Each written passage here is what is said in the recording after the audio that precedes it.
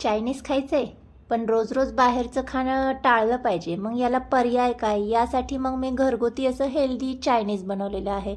बघा एकदा ट्राय करून. तर काय आहे ना, पाणी गरम करून घेतलं पॅनमध्ये साधारण 2 ग्लास, त्यामध्ये 1 चमचा तेल गरम करून घेतलं. पाणी छान गरम होते तोपर्यंत काय आहे ना, पिठाचे गोळे म्हणजे आपले चपातीचे जे पीठ मळलेलं असतं त्यातल्या 2 चपात्याचं पीठ माझ्याकडे शिल्लक राहिलं होतं, तर त्याची मी अशी चपाती लाटून घेतली. आणि ही जी लाटलेली चपाती आहे ना, त्या या गरम पाण्यामध्ये आपल्याला सोडून घ्यायची. तर अशी थोडीशी थिक मी लाटलेली आहे. पाणी छान उकळल्यावरच यामध्ये ही चपाती आपल्याला सोडून घ्यायची आहे. तर झालं असं, इथे माझ्याकडून एक चूक झाली. तर नेहमीप्रमाणे मी इथे मोठी चपाती लाटली, तर मोठी चपाती लाटल्यामुळे काय झालं, ती काढताना ना माझ्याकडून तिचे असे तुकडे झाले. तर 2 मिनटं पाण्यामध्ये शिजवून घेतली ही चपाती आणि नंतर अशी काढून घेतली. काढताना थंड पाण्यामध्ये काढून घ्यायची. आणि ही तुटली गेल्यामुळे हिला नंतर कट करताना असे याचे छोटे छोटे काप तयार झाले. तर तुम्ही काय करायचं, इथे मोठी चपाती न लाटता छोट्या छोट्या पुऱ्या करून घेतल्या तरी देखील त्या चालून जातील, किंवा असे तुम्ही कट करून घ्यायचे आणि नंतरच हे शिजवून घ्यायचे, म्हणजे नूडल्स जे आहे ते छान होतात.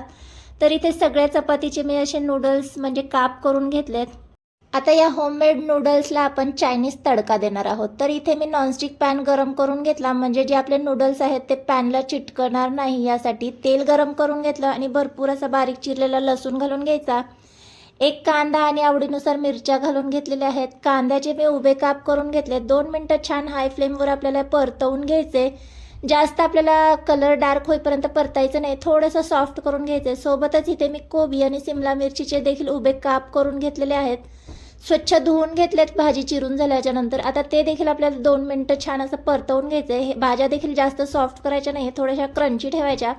आता चायनीज म्हणलं की यामध्ये सॉसेस आलेच, तर इथे मी चिली सॉस घालून घेतला, सोया सॉस घालून घेतला आणि टोमॅटो केचप घालून घेतलं. सॉसेस तुमच्या आवडीनुसार कमी जास्त केलं तरी चालेल. साधारण 1 चमचा इतकं मी यामध्ये व्हिनेगर घालून घेतलं. आता हे सगळं आपल्याला छान असं मिक्स करून घ्यायचं आहे. हाय फ्लेमवर ही सगळी प्रोसेस करायची. आता बऱ्यापैकी परतवून झालं की यामध्ये आपण जे होममेड नूडल्स तयार केलेले आहेत ते घालून घ्यायचे आणि छान असं मिक्स करून घ्यायचं आहे. तर ही प्रोसेस आपल्याला थोडीशी हाय फ्लेमवरच करायची असते. तर इथे मी नॉनस्टिक पॅनचा वापर केलेला आहे, त्यामुळे मिक्स करण्यासाठी मला थोडासा प्रॉब्लेम आला, म्हणून मी दोन्ही साईडने 2 चमचे घेतले आणि या पद्धतीने मिक्स करून घेतलेले आहे. तर इथे पाहू शकता मस्त असं आपलं चायनीज नूडल्स तयार झालेलं आहे. तर यावर तुम्हाला आणखी कांद्याची पात वगैरे घालून घ्यायची असेल तर तीही तुम्ही घालून घेऊ शकता. तर चायनीज रेसिपी अगदी सोप्यात सोप्या आणि घरगुती पद्धतीने आज आपण तयार केलेली आहे. व्हिडिओ तुम्हाला आवडला असेल तर व्हिडिओला लाईक करा. चॅनलवर नवीन असाल तर चॅनलला सबस्क्राईब केल्याशिवाय जाऊ नका. बाय.